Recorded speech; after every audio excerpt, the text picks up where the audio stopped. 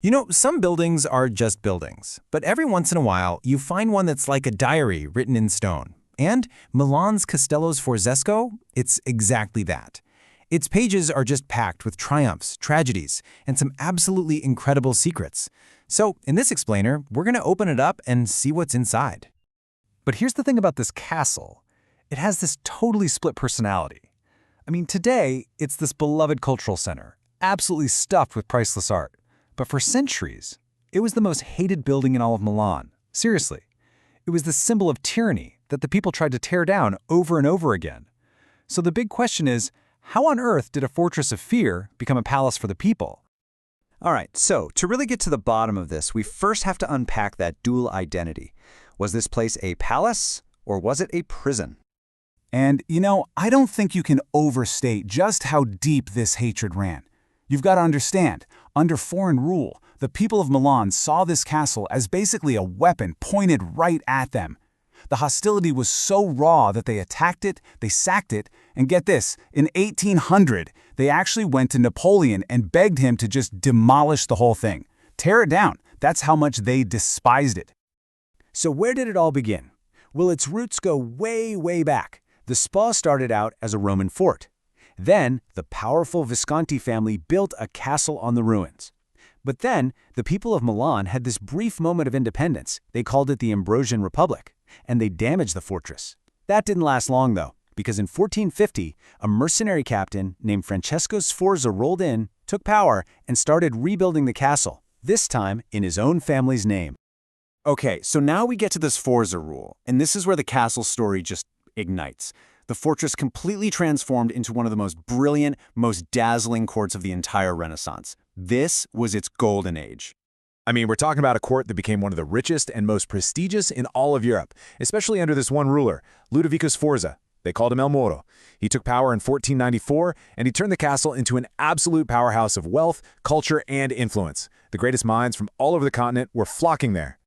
And when I say great minds, I mean the absolute titans of the age. You had Leonardo da Vinci himself painting frescoes.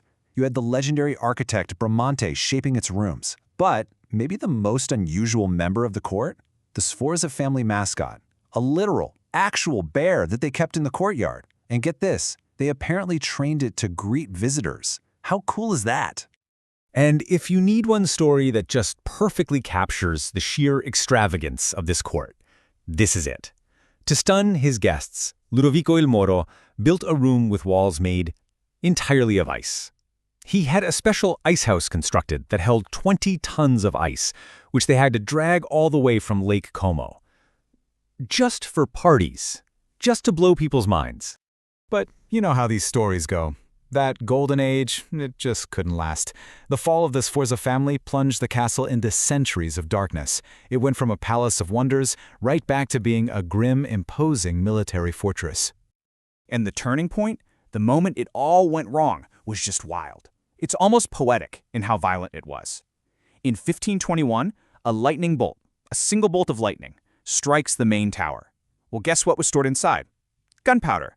The explosion was massive. It killed over 300 soldiers and became this powerful, tragic symbol for the end of the Sforza era. So, the Spanish take over, and the castle's entire purpose gets flipped on its head. It wasn't a palace anymore. Nope, it became one of Europe's biggest military garrisons, a self-sufficient city of soldiers. Think about that. A city within a city, complete with its own hospital, shops, and churches. And the worst part? The people of Milan, who hated this place, were forced to pay for all of it. They were funding their own occupation. I mean, just to give you a sense of the scale here, we're talking about a garrison of up to 3,000 men living there permanently.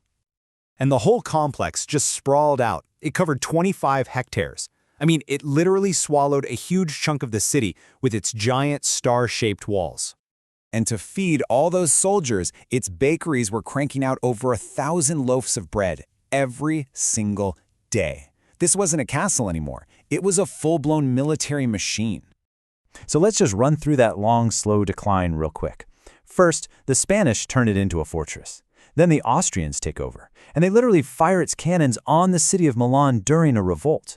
Then Napoleon comes along and orders parts of it demolished. And finally, in 1859, when the Austrians are finally kicked out, the people of Milan themselves storm the castle and just loot everything they can. But just when it seems like the story's over, after all those centuries of decay and pure hatred, the castle was about to have its most incredible transformation yet. This is its final chapter, its rebirth as the cultural heart of Milan. And every great comeback story needs a hero, right? Well, in 1893, that hero was an architect named Luca Beltrami. The castle was basically a ruin, and the city had a choice: tear it down for good or save it. They chose to save it. And Beltrami's job wasn't just about rebuilding walls. He wanted to return a soul to the city, to finally make peace between the castle and its people. And wow, did he succeed? Beltrami turned this symbol of fear into a true palace for the people. Today, it's home to this unbelievable collection of museums. You've got the Pinacoteca Art Gallery, a museum of ancient art, musical instruments, an Egyptian museum, and maybe most incredible of all, Michelangelo's final, haunting masterpiece, the Pietà Rondinini. So the castle was saved, reborn as this amazing cultural center. But the story isn't quite over, because a place with this much history doesn't just give up all its secrets. Its ancient walls are still hiding some fascinating myths and legends, just waiting to be found. So you have to wonder, what secrets do these ancient walls still hold? I mean, a place like this has to have a few ghosts rattling around in its closets, right? And definitely more than a few forgotten stories. Oh, and the legends are fantastic. There's the ghost of the Black Lady, who supposedly haunts the park, and another, the Veiled Lady, who haunts the dungeons. People talk about a whispering well that might have been used for spying. But some of these secrets are actually real. A university study confirmed there's a whole network of tunnels under there, including one that might have been designed by Leonardo da Vinci himself, an 800-meter-long secret escape route for the Duke.